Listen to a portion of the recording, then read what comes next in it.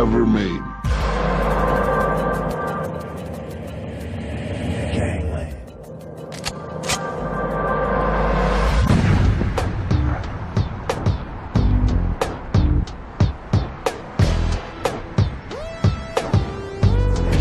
Chicago. The Windy City is the home of championship sports teams, world-class restaurants, and a thumping nightlife. It's also the birthplace of the modern gang. The original Scarface, Al Capone, put Chicago gangs on the map and under his thumb, and changed the way crime happens.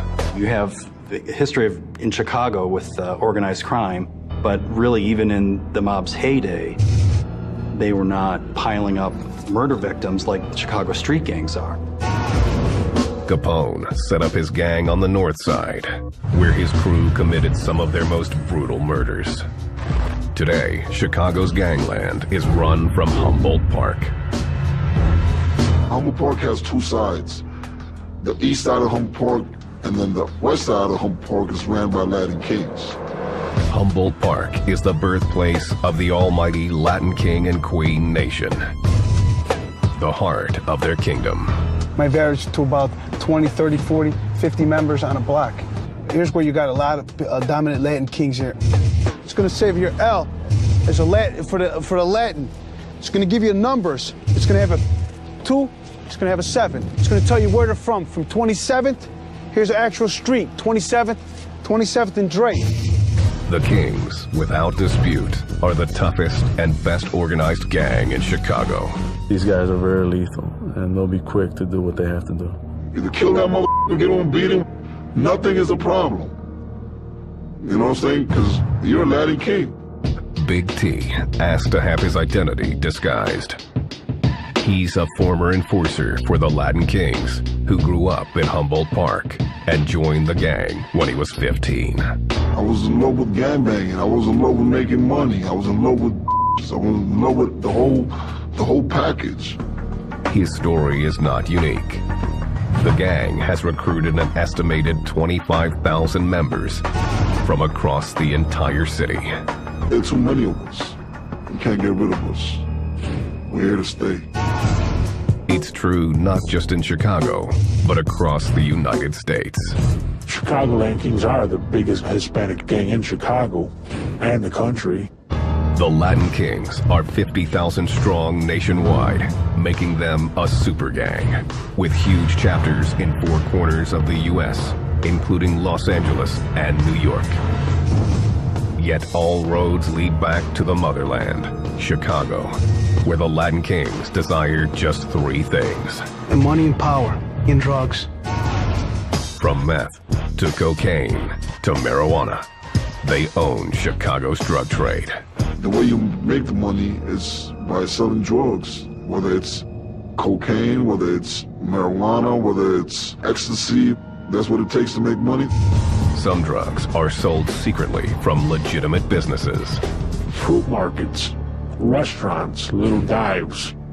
They know people like to eat in little dives that are not expensive, so they use their dope money, open one up, and hey, I can sling dope at a tamale stand. I can bring a kilo across in a battery, pushing a paleta cart. The Nation, unlike most gangs, allows women to be full members. They are called the Latin Queens, and they're every bit as hardcore as the Kings. I had drugs in and out of my house like water. All I had to do was pick up the phone and make a phone call, and I had what I wanted, when I wanted it. Sonia Rodriguez asked to have her identity concealed. Her street name is Lady Q.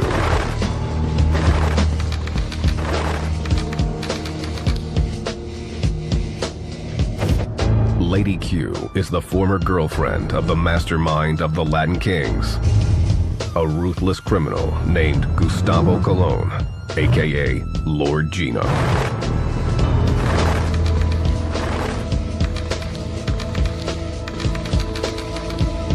It was rough. Being Gino's girl is rough. It's like being with the whole Latin King Nation. Lord Gino has been locked up for decades, but managed to build the King's criminal empire from behind bars. Lady Q helped him run the streets. I was Gino's eyes and ears. So if I knew that one of the guys was trying to get over on him, whether it was a drug deal or just scamming on him, I used to bring it to Gino's attention. That person used to be dealt with on the spot. Lord Gino is currently behind bars at the Supermax prison in Florence, Colorado. He is on lockdown alongside some of the country's most notorious criminals, but that has done little to diminish his power. You know, he was the original Latin Kings. He is the man. Lord Gino is, we consider him as a corona.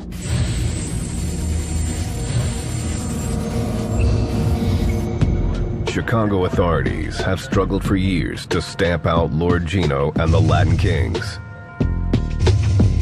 And they've learned there's just one way to do it: divide and conquer.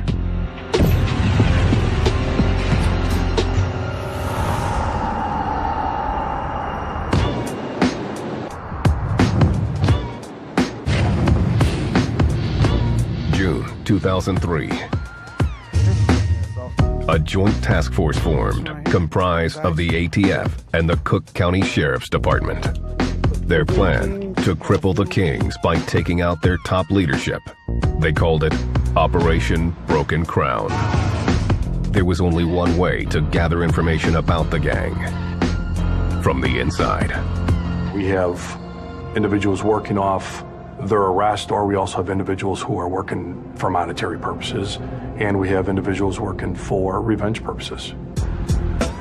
Two high-ranking informants would help authorities learn confidential information about the Latin Kings' hierarchy and operations.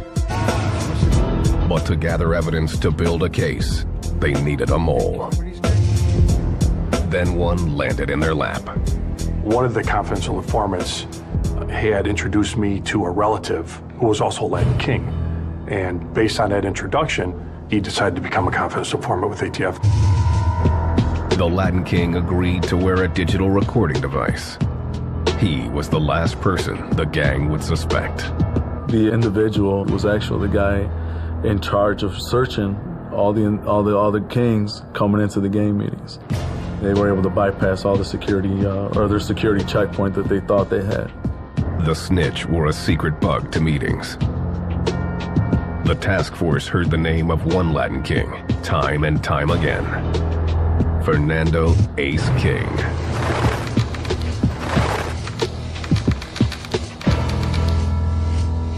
He is feared amongst the Kings. He is a very violent individual. Ace was the #2 Latin King leader in Chicago. He provided protection for gang members in the drug trade and was known for his quick temper and brutality. In this secret audio recording, Ace is heard ordering the beating of another Latin King. Lock the f***ing door! I got it, you're right. I want to tell you, Crown Town boss, how to act. Be your boss, that's that. We don't let this He wouldn't be an easy target. Ace knew how to steer clear of cops and snitches. He's learned from other law enforcement investigations how to insulate himself from law enforcement. To get to Ace, the informant would have to solicit help from him. In 2006, the informant set up a phony drug business and paid Ace for protection. Our informant approached him and said, well, you know me as a drug dealer, and I'm going to start my drug business again. Will you afford me the same protection that you afford other Latin King gang members?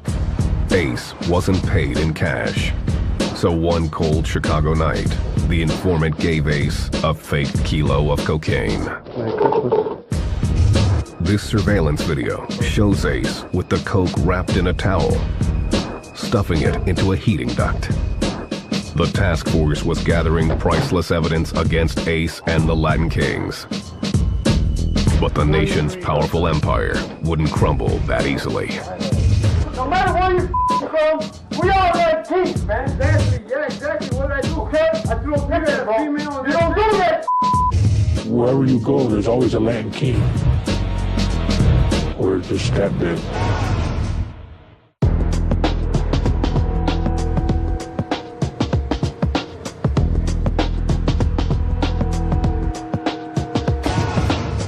Chicago.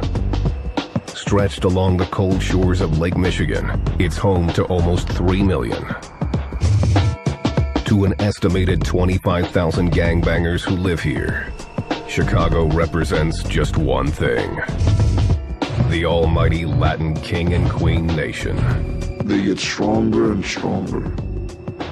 You know, every year they have new recruits. Every year they have new members joining in. It's like a never-ending story.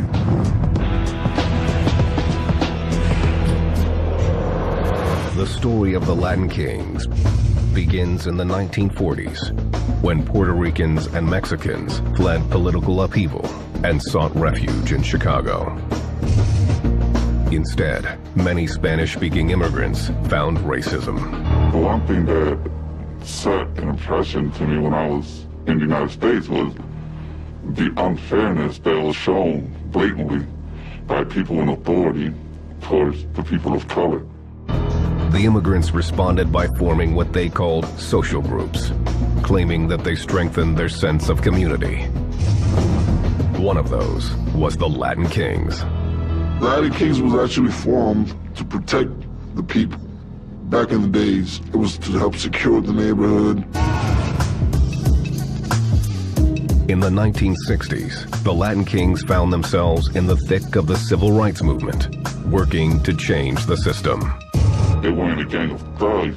They got the people together, they registered them to vote, they pushed for education, for equal rights. This dream of change didn't last long. The culprit, heroin. The Latin Kings saw there was money to be made from addiction, and the nation took a new course. The drug trade got introduced into the neighborhood. The easy money and the greed. People were getting killed left and right. By the early 1970s, the former community group earned a new label as more and more Kings got into dealing. You're fighting, a fight might lead to shooting or whatever it might end up being, where now it becomes a street gang. Two young leaders began to emerge as the gang's ranks swelled. On the south side, it was Raul Gonzalez, a Mexican also known as Baby King, or BK. On the north side, it was a Puerto Rican named Gustavo Colon, known as Gino. Even at the age of 18, he stood out. He did have that kind of power and that kind of charisma. His stature was that big. The Chicago PD was noticing Gino as well, for all the wrong reasons. On September 28, 1972, they charged Gino with shooting and killing another teen in the Humboldt Park neighborhood. Gino was convicted of murder and sent to Stateville Prison in Joliet, Illinois, for 30 to 60 years. Once inside, he began to compose a system of intricate laws for the Latin Kings. He called it a constitution. While he was in prison, he made those codes of conduct and the rules for all the Latin Kings all over. And then they were all spread out to all the nation, to the hoods, and everybody had to abide by those rules. The code of conduct became the lifeblood of the nation. Back then, it was straight. You were a Latin King, you had to learn your laws, you had to know what your beliefs were. Puerto Rican immigrant Raimundo Sanchez was only too willing to follow Gino's rules. The 11-year-old lived in fear of an abusive stepfather and wanted a way out. I remember he pulled out a .38 snub nose and he put it up my head. He cocked the hammer and my sister and my mother came running and got between the gun, and so he didn't get a chance to shoot me. His escape was hanging with the Latin Kings in his neighborhood. They were kids that basically accepted me for who I was, where I was allowed to express myself. He even tried to sell the Kings the gun his stepfather had pulled on him. They wouldn't buy it, basically because they knew I hung out with them. That's going to be the first place the cops come looking for that gun. In 1975, Raimundo became a Latin King by way of a violation.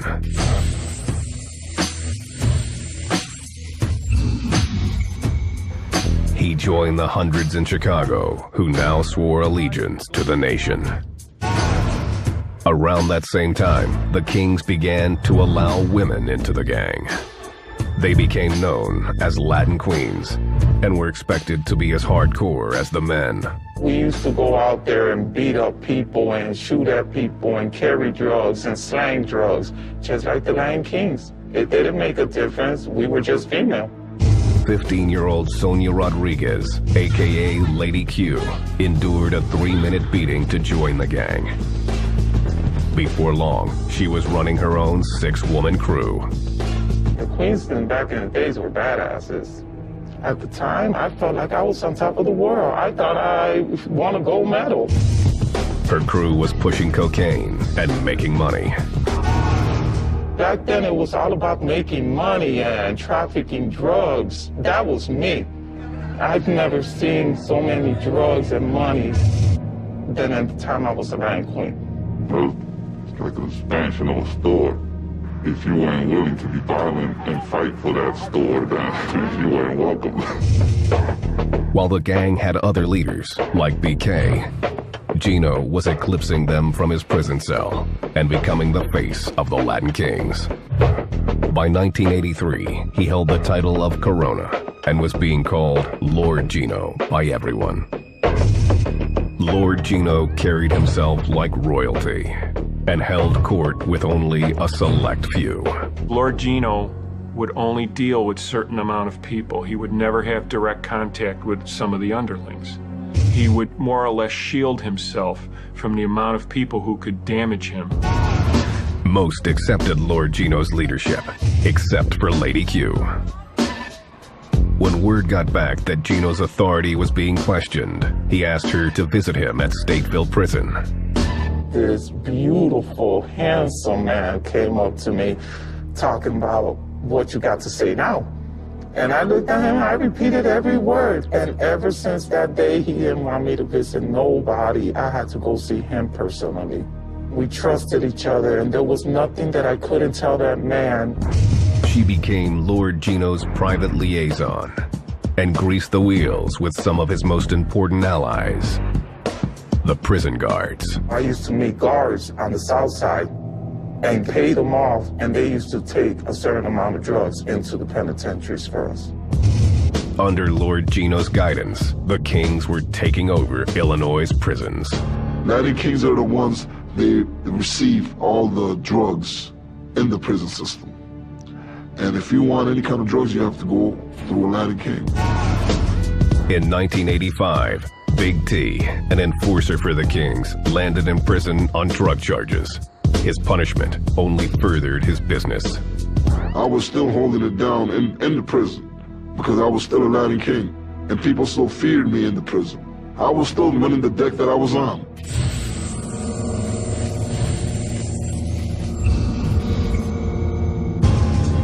The Latin Kings were growing. Based on the teachings of Lord Gino, the gang exploded into New York and across the country. Latin Kings are all the same all over. Maybe just a few different rules might change here and there, but it's the same literature, same code of conduct. Lord Gino seemed invincible, until some say he crossed the line. July 1989, Stateville Prison. Lawrence Cush, a corrections officer,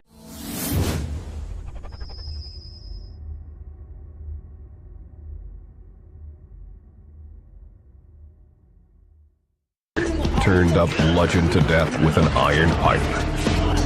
Cush, a law-abiding officer, had stumbled on the inner workings of the King's drug trade.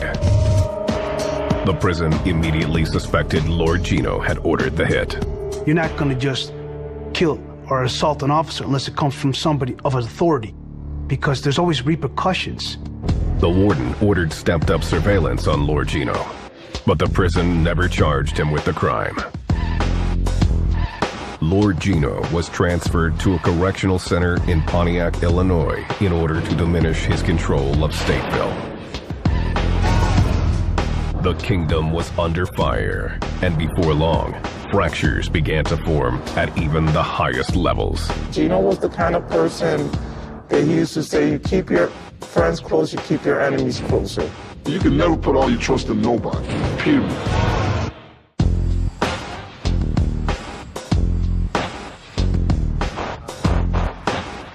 The almighty Latin King and Queen Nation.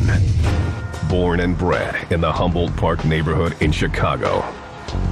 The oldest and largest Hispanic gang in America. It can be found in almost every state. You got brothers from Texas, from New York, from Connecticut, North Carolina, South Carolina, California, basically in almost 41 states. The Super Gang follows an intricate system of rules, symbols, and hierarchies dreamed up by the King of Kings, Gustavo Colon, aka Lord Gino. There's literature and, it's just so much more organized than any other street gang. That organization starts with the gang structure, which mimics a corporation. In Chicago, it's divided into regions. Montrose, Humboldt Park, South Chicago, Little Village, and Crown Town. Inside each region are dozens of chapters, which are largely divided by neighborhood. The chapters and regions are governed by an elaborate hierarchy that begins with the two Coronas, Lord Gino and BK. Then come regional officers, similar to generals. There would be 15 to 20 chapters to one region officer. It would go from those Coronas to the region officers. The region officers had a certain amount of chapters under them. Nation enforcers were to run all the chapters under them. The power flows downward. At the top of each chapter are Incas, the highest ranking officers. The cacique, Spanish for chief, is second in command. Each chapter has an enforcer who makes sure everyone follows the rules. Finally, there are the Latin King soldiers, the backbone of the gang. It's basically a chain of command and everybody has to follow it. The street soldiers patrol the streets, guarding the king's turf from rivals like the Satan Disciples. As the Satan Disciple killer. Kings are disrespecting Satan Disciples. We got people hiding on the roofs with the guns. Well, you whistle and you'll see Latin Kings pouring out of every corner. In a city like Chicago, recruiting is a top priority. There's no age limit or race requirement, and recruits come from all over the metro area. All that matters is their willingness to put in work. You could be young as 10 years old. It really doesn't have a number. If you got the heart to do it and you can prove it, we'll initiate you right in. The Kings call potential recruits the new generation. The first step to joining the nation is enduring a brutal violation. Big T ordered scores of these beatings. You could get initiated by taking a violation in, which is a 3-minute violation. You got any tattoos on you? The recruits might also have to commit a crime as proof of their loyalty. You check them already? You still want to turn into Latin King, we might send you to do hits. Pull up your pants, man. Where do you stay at? We might send you to do some missions. We might have you shoot somebody, have you rob somebody, have you do some, things in the hood to prove yourself. It's only after passing these physical tests that a recruit can learn the teachings of the nation. The soldier must memorize the rules and swear to honor them. Everybody had to abide by those rules, and they took that really seriously. And they really followed those rules, which is the reason of their success. To the Latin Kings, every letter, every word, every action stands for something. Almighty stands for a love measured in great harmony towards Yahweh. In Latin is Latin American tribe illuminating naturally. In Kings is knowledge indestructible, nobility going strings. In nation is natural allies together in one nucleus. The Latin Queens are also a critical part of the gang. They're recruited and expected to perform. We used to look out for the guys when they were going to go do their dirt. But as time went by, the girls got in as bad as the guys. I mean, they won't think about it twice in taking your life if they found themselves in that situation. They're used for holding our guns. We set them up on a mission where they wouldn't suspect two females to come at them. We'd send them to go pull a hit. We'd send them to do things for us in our neighborhoods where they wouldn't suspect women at all. But they are Latin queens. Latin kings and queens promise to follow 5 guiding principles. Once a king, always a king. No king shall engage in gay acts. No kings are supposed to be collaborating with the media. And no king is to lead the nation without the approval from those coronas. And one king moves, all kings move. Those who break the rules are disciplined at weekly meetings. During these game meetings, they have their leader who plays the judge. You have a legal coordinator who has to represent the guy, and they decide, well, this person's going to get kicked out of the gang if he's going to get violated. In this case, a violation refers to physical punishment. This video shows the violation of a soldier who didn't carry out an order to kill a rival.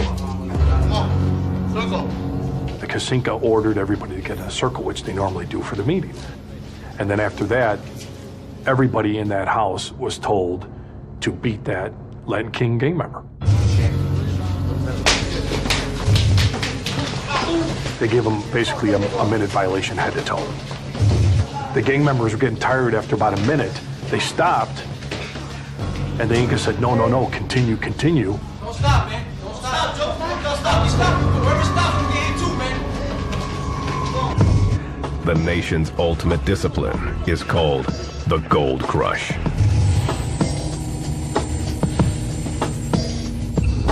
Gold Crush was coming to your chapter. You know something was wrong.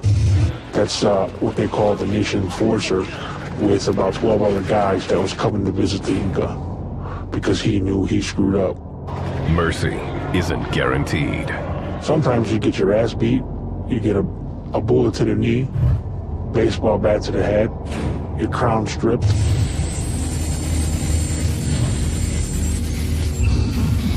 Sometimes even death.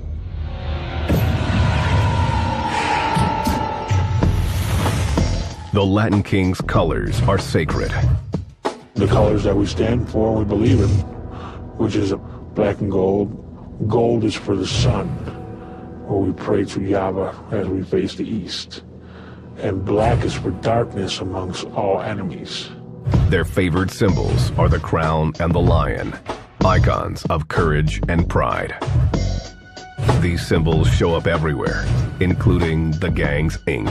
Every Latin King is required to have a tattoo of a crown or just the initials of Latin Kings or dots. The Latin King, that's the only thing that they got love for. Everything else, they say f*** them. The crown also shows up in their tags, which mark their territory. The kings on Chicago's South Side, who are largely of Mexican descent, traditionally represent with the 5-point crown. The 5 points represent love, honor, obedience, sacrifice, and righteousness. If you're in Latin King territory, you would definitely see markings of a crown with L on one side of it and a K on the other side of it, which stands for Latin Kings. Latin King Nation. It's got the 5-point crown. The Latin Kings are also known to sport a 3-point crown. The 3-point crown is primarily used by the Puerto Rican Latin Kings. The Latin King's gang sign resembles the 3-point crown, with index, thumb, and little fingers pointed up. Our 3-point crown is knowledge, wisdom, and understanding. All Latin Kings who represent with the crown know one thing for certain: death is never far away. King of Kings, maker of the universe and foundation of life. As this video from 1990 shows, those who fall are given the ultimate respect. The king being honored here was shot and killed a few days earlier by a rival gang member. King loved yesterday, today, tomorrow, always and forever. Amor. Amor. Death may be a reality for the kings, but the message to other gangs remains clear. If you mess with one Latin King, you mess with the entire nation. You walk around in the wrong neighborhood with wrong colors, you might get stopped, you might get checked, you might even get shot at. So you gotta know where you're at when you're in Chicago. Motherfuckers out here, they ain't playing around.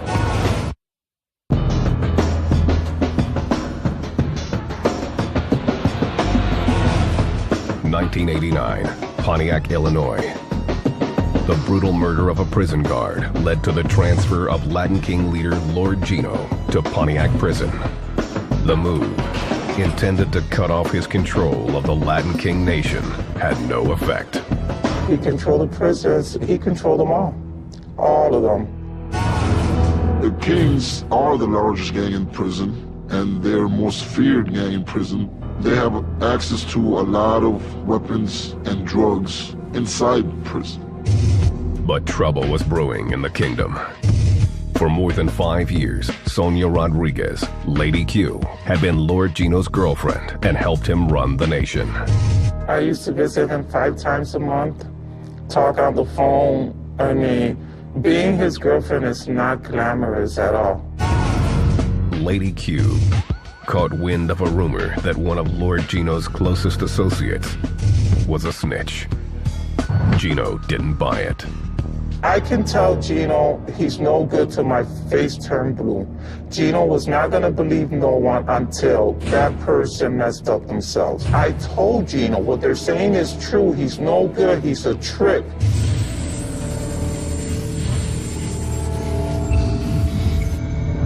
Soon, Lady Q made a request of the Corona. She was tired of the life and asked Lord Gino to retire. I wanted him to give up his crown, do his time, get out, and make a life with me. That's what I wanted. Lord Gino refused. I guess the power was all to him. That's all that really mattered at the time, was having that power. Lady Q walked away from Gino and her standing as the Queen of Queens.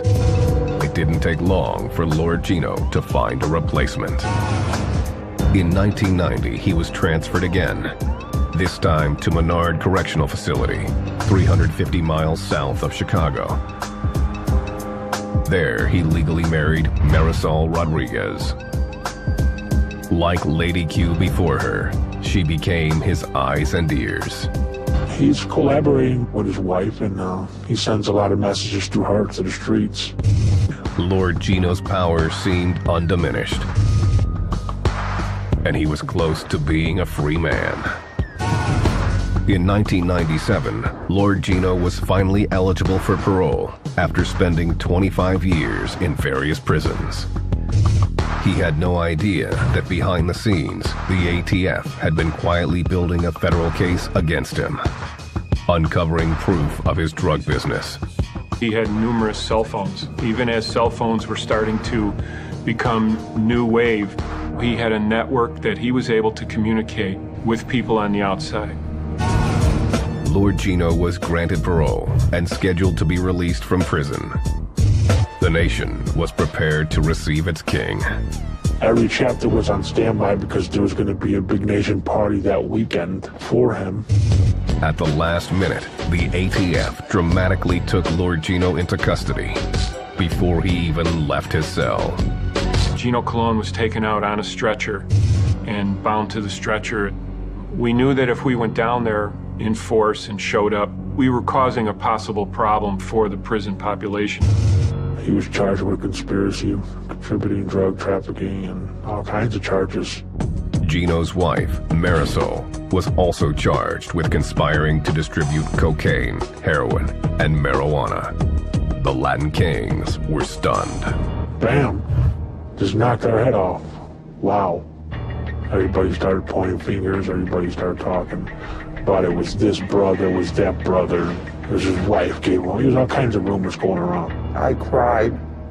I was actually sitting in my kitchen, and my sister called me, and she's like, Gino's on the news. And I turned on the news, and I'm like, wow, again.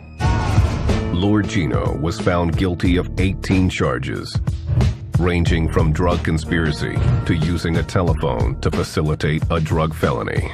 He was sentenced to life imprisonment and transferred to the United States Supermax in Florence, Colorado. They based the whole trial on the phone conversations. They found him guilty on 18 charges and found him not guilty on 1. They gave him the door to appeal, and I'm praying to God that he beats the appeal. For the first time, Lord Gino was put in lockdown, confined 23 hours a day, and allowed only 2 phone calls a month. It was a blow to the Latin Kings, but they wouldn't go down without a fight.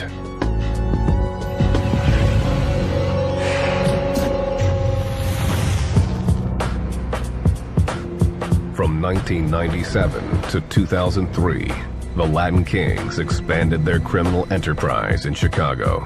Latin Kings were heavily involved in the fake green cards for aliens. They were making a lot of money off of that. The gang had other, more sinister scams. What we call tumbes.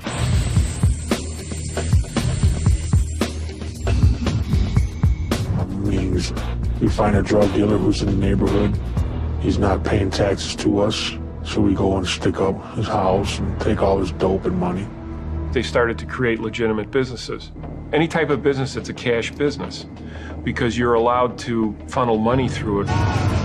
In December 2003, 5 years after Lord Gino's arrest, a joint task force mounted yet another major offensive against the Latin Kings. Operation Broken Crown. For 3 years, the task force gathered hundreds of hours of secret tapes, wires, and recordings, including this violation of a gang member.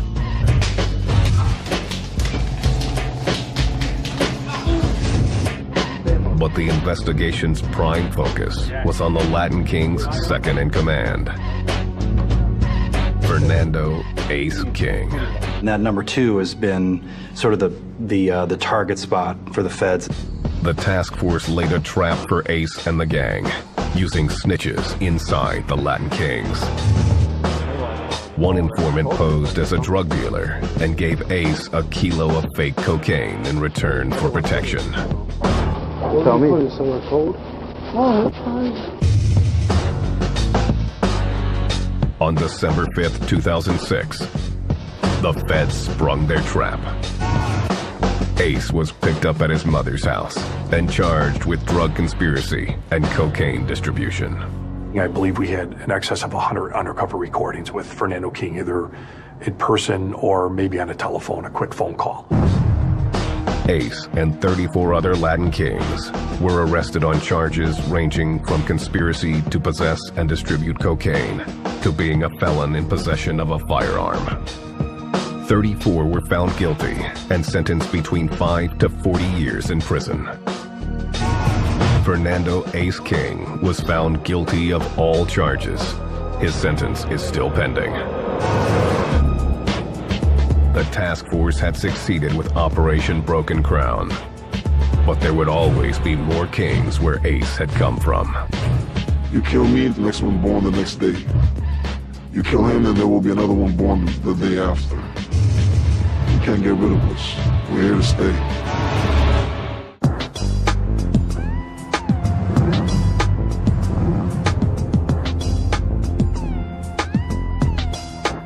For nearly 40 years, the Latin Kings have ruled Chicago.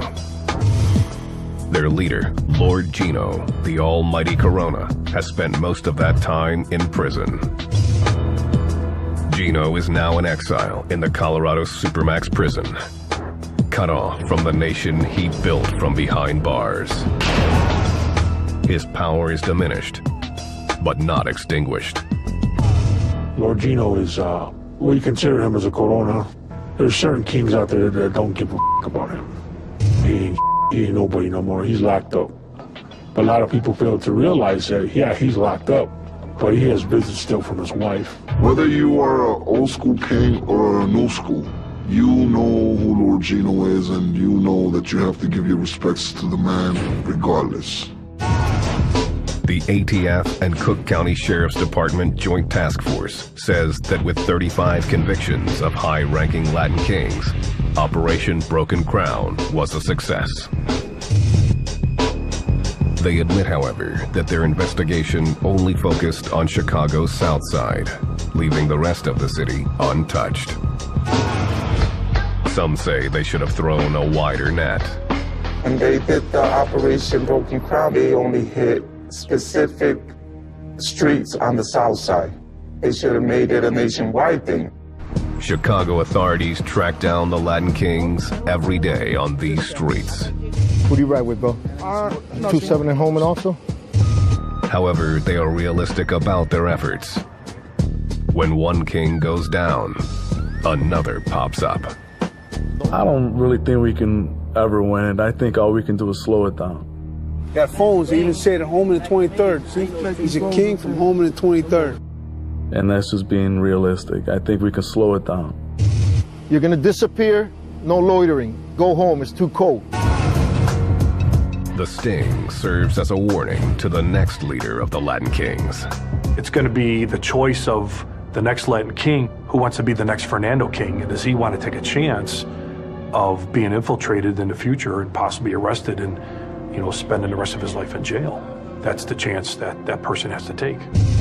To some kings, the risk of arrest or even death is no longer worth taking. Lady Q left the nation for good in the 1990s after she ended her relationship with Lord Gino. It just wasn't worth it. I didn't want it no more. Either I'm going to go to jail and do a lot of time if I stay in this, or either I walk away and get my together. I chose to walk away. She left with Lord Gino's blessing. It wasn't as easy for Big T to make that choice. I wanted to get out. And first they didn't want me to, get out, but they really couldn't hold me back. And if I'm willing to pay the price, then there's nothing that could hold me back. Big T did pay the price, choosing to be violated out of the gang. You get a hit on your face, you get a hit on your body, your legs. I mean, wherever, they're kicking you, they're hitting you, however possibly they can hit you. Because that's your violation now. There is nothing no more after that. He still lives in Chicago, but reveals little about his current life. Big T admits that at the end of the day, he's still loyal to the gang. Deep down in my heart, I'm still a Latin king, because I still got a lot of love for the nation, you know what I mean? But I'm just